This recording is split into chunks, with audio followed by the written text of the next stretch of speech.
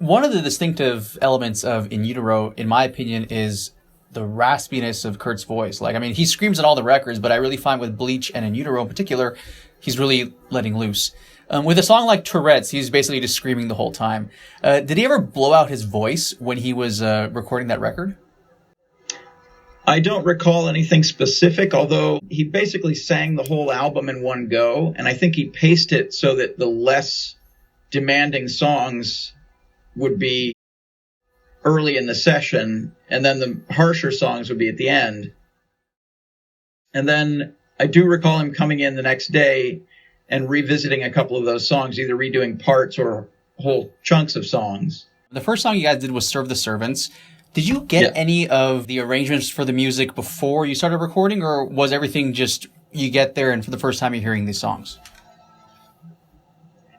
They had sent me Rio demo, which was a demo tape that they had made in Rio de Janeiro that had most of the songs from the session and a few loose jams. The arrangements were all pretty worked out, and Kurt had ideas about, for each song, he had little extra bits that he wanted to do, either a second guitar or a contrasting part he wanted to add that wasn't necessarily structural, but there would be like, okay, well, we get to this bit, it's going to be a second guitar that's going to take over or going to join. And there wasn't not a lot of it was extemporaneous. Almost all of it was, in one way or another, was worked out. Kurt had a notebook that had his lyrics and his song ideas in it. In that notebook, he also had articulated specific things about the guitar sound, like he wanted to swap amplifiers for certain songs. He used a Randall amplifier for some of it. He used, the bulk of it was this broken Fender quad reverb that he really liked. Serve the Servant specifically, I know that he used this broken quad reverb, and it was missing 3 of the 4 power tubes. So the output of the amplifier was, in technical terms, it was asymmetrical, meaning that there would be distortion on one half of the waveform and not on the other half. And that would be, an unusual thing, but it had a very harsh, distorted sound, but Kurt was actually quite fond of that harshness.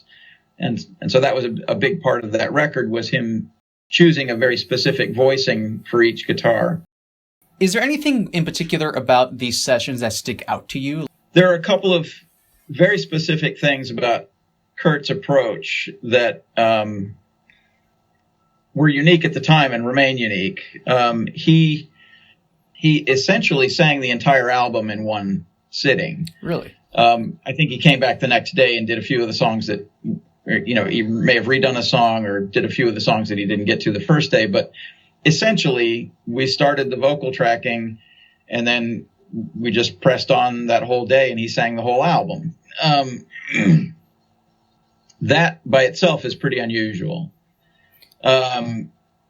His approach to singing was that while he was singing, he always wanted to be playing an instrument of some kind. In the beginning, he had this percussion instrument called a rain stick that he was toying with while he was doing the vocals. Mm-hmm. And it made this, brutal rattling sound that was picking up in the vocal microphones. And then when he heard the first playback, he was like, "Hey, can you get rid of that rain stick?" And I was like, "Yeah, sorry, that's built in, So he ended up re-singing that song, but, and then he switched to this slightly broken acoustic guitar. He had this acoustic guitar that had a cracked top and had very old, very dead strings, and he would just strum along quietly while he was preparing to sing the song. And there are a couple of songs where you can hear this acoustic guitar sort of accompanying the quiet bits of the verse. And that wasn't a separate recording of an acoustic guitar. That was just the acoustic guitar he was carrying in his lap that he was using as a sort of a rhythmic confidence item during the singing. And so that acoustic guitar was a byproduct of his method of recording the vocals. I felt like he was being very square and very open with me during the session. Like he would tell me what he liked and what he didn't like, and I believed him, and he would tell me what his aesthetic inspirations were for certain things.